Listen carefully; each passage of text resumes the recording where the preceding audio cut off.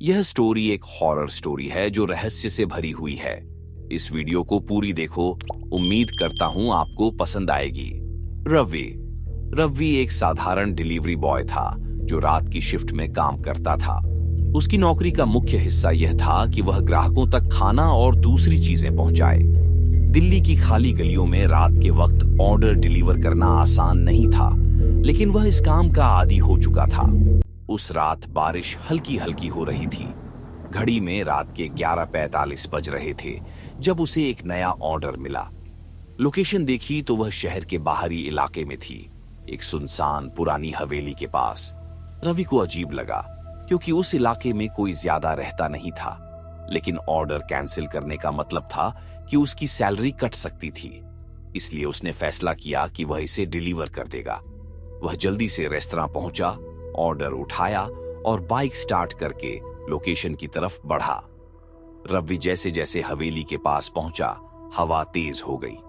रात की गहराई में वह जगह और भी डरावनी लग रही थी।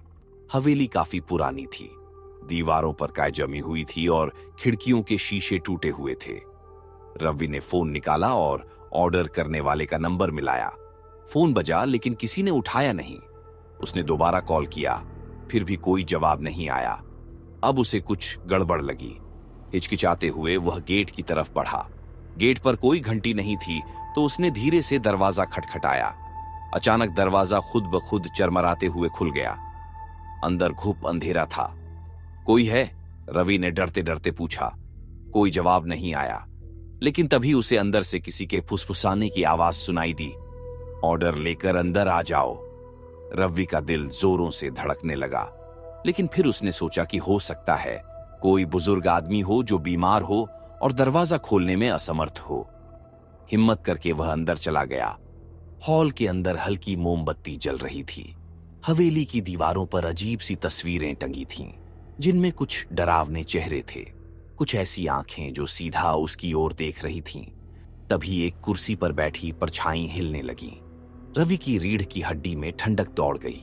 उसने देखा कि एक लंबी दुबली पतली आकृति उसकी ओर बढ़ रही थी। लाओ, मुझे दे दो। वह आवाज गहरी और ठंडी थी।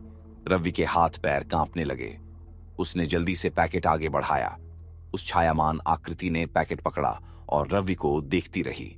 अचानक उसने कहा, अब तुम जा सकते हो, लेकिन पीछे मत देखना। रवि ने जैसे ही दरवाजे की ओर दौड़ लगाई, उसकी सांसें तेज हो गईं। दरवाजे के पास पहुंचते ही उसे लगा कि कोई उसके पीछे चल रहा है। परछाइयां हिल रही थीं, किसी के कदमों की आहट थी।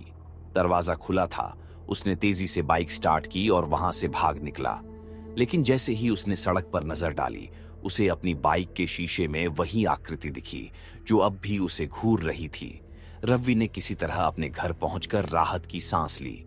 उसने सोचा कि यह महज उसका भ्रम था, लेकिन जब उसने ऑर्डर डिटेल्स देखी तो वह चौंक गया। इस ऑर्डर का कोई रिकॉर्ड नहीं था। रवि के हाथ से फोन गिर गया। उस हवेली का नाम उसने गूगल पर सर्च किया और जो जानकारी सामने आई वह डराने के लिए काफी थी। यह हवेली 20 साल पहले आग में जलकर खाक हो गई थी और वहां रहने वाले सभी लोग मारे गए थे।